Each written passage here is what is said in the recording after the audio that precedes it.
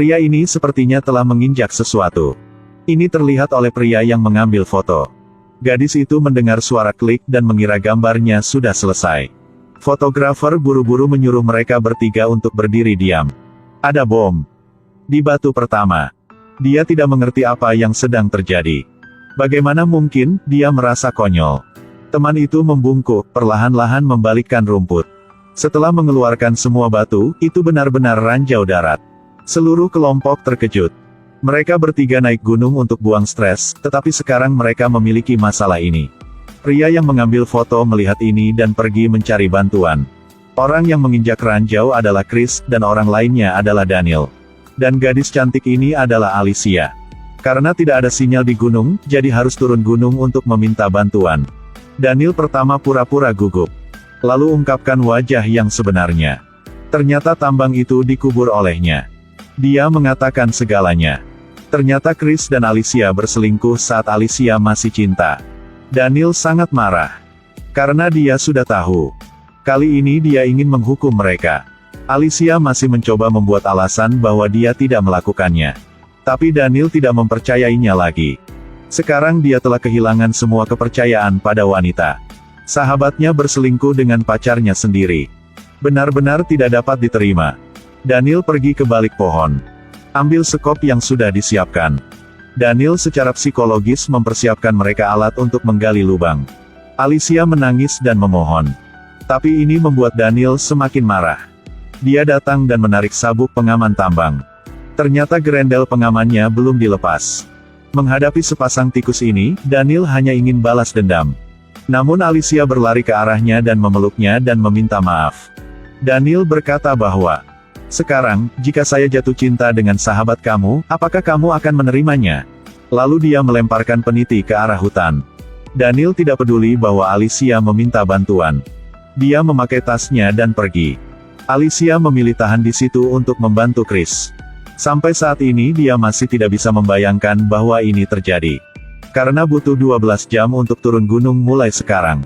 Lagi pula ada binatang liar di gunung ini. Sekarang hanya ada satu cara untuk menyelamatkan dia. Adalah menggali lubang di samping. Di sisi ini, Daniel dan fotografer bertemu lagi. Ternyata mereka adalah satu tim. Pria itu dengan sengaja membuat Chris menginjak ranjau darat. Alicia turun gunung untuk mencari peniti. Dia mencoba mencolokkan kembali kabelnya seperti sebelumnya. Alicia perlahan duduk menggunakan pisau untuk menyesuaikan tali. Tapi dia tidak tahu kalau jenis ini tidak bisa dikembalikan saat dilepas. Sekarang Chris yakin bahkan jika dia menggerakkan kakinya sedikit. Bagaimanapun itu akan pecah menjadi 100 keping. Sekarang satu-satunya cara untuk menggali lubang bagi Chris untuk melompat ke dalam. Tapi pemandangan ini dilihat oleh seorang pemburu. Dia tidak mengerti apa yang mereka lakukan. Dia membiarkan anjingnya pergi dulu. Alicia mengusirnya dengan sekop. Pemburu juga berlari saat ini. Dia memegang pistol dan menanyai Alicia. "Apakah Anda mencoba membunuh anjing saya?" Tapi dia tidak mendengarkan penjelasan keduanya. Chris marah. "Saya tidak bisa bergerak, apakah kamu tidak mengerti bahasa manusia?" Dua orang yang ketakutan berdiri diam. Alicia menjelaskan bahwa Chris menginjak ranjau darat. Sekarang dia bergerak, dia akan meledak. Pemburu bergerak maju untuk memeriksa. Pasti menginjak ranjau darat. Pemburu itu melihat sekeliling dan melepas ranselnya. Kemudian membelai tangannya di atas kepala gundul. Alicia ingin memintanya untuk membantunya menggali lubang di belakang Chris. Karena dia tidak kuatnya. Pemburu melihat bahwa orang ini tidak bergerak jadi dia sangat senang. Dia pergi ke samping dan mengambil sesuatu. Lalu menuju ke tempat Chris. Lemparkan langsung ke arahnya. Dia bilang dia hanya memeriksa apakah Chris mengatakan yang sebenarnya atau berpura-pura. Kemudian tangan itu dengan cepat meraih tangan Alicia. Dan tidak ada niat untuk menyerah. Lalu dia menyentuh bahunya. Dia benar-benar ingin tahu apa yang terjadi di antara mereka.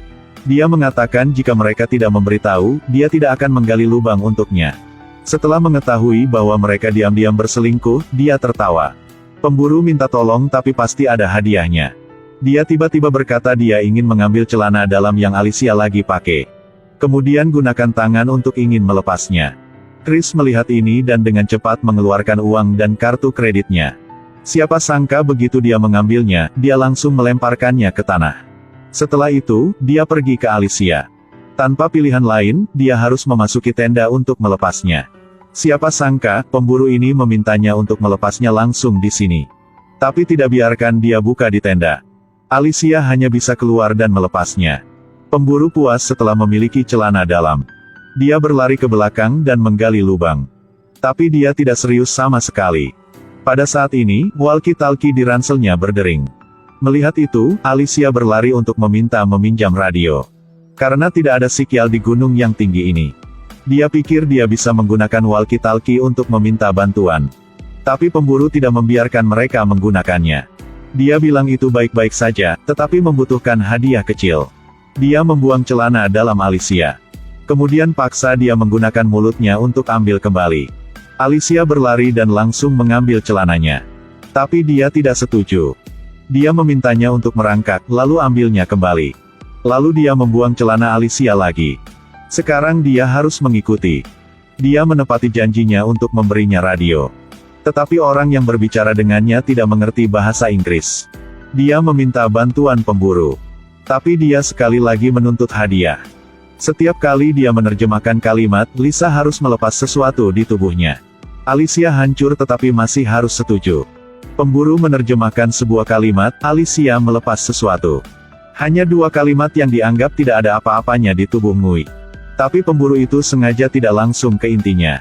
Dari awal hingga akhir, dia semua mengucapkan kalimat lain-lain. Alicia akhirnya menyadari bahwa dia adalah orang mesum. Pada saat ini, dia menatap Alicia dan memiliki niat buruk. Dia mengangkat senjatanya dan mengarahkannya ke arahnya. Pada saat ini, Chris di belakangnya mencoba mengutuk dan menyerangnya. Sementara mereka berdua berjuang, Alicia berlari lurus menuruni gunung. Pemburu mengambil tali dan mengejarnya. Chris membungkuk untuk mengambil tali di tanah. Kemudian menggunakan ikat pinggangnya untuk mengaitkan pistol. Sangat cepat, Alicia ditangkap oleh pemburu. Melihat Chris menodongkan pistol ke arahnya, pemburu itu tidak takut. Karena dia memiliki sandera di tangannya. Dia menarik Alicia ke belakang batu besar. Chris marah dan bersiap untuk menembak. Kemudian anjing itu menyadari pemiliknya dalam bahaya dan bergegas. Ketika dia sadar kembali, dia melihat pemburu itu.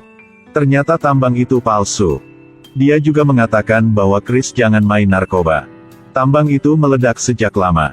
Dan Alicia terkena pelurunya dan mati. Setahun kemudian, seorang pemuda datang ke sebuah kota. Dia memasuki keluarga dari keduanya. Katakanlah dia teman suaminya. Ketika pemburu itu berbalik, dia kaget saat dia melihat Chris. Apa terjadi? Tentu saja dia mengenali pemuda yang menginjak ranjau darat setahun yang lalu. Pemburu menggunakan alasan untuk suruh Chris keluar. Kau dan saya, 15 menit lagi. Anthony, in 15 minutes. Tepat di bawah jalan, Solo. At the dirt side. Ini tidak ada hubungannya dengan keluarga saya, oke. Chris setuju untuk pergi keluar. Pemburu itu segera melepaskan anjing itu untuk mengejar Chris.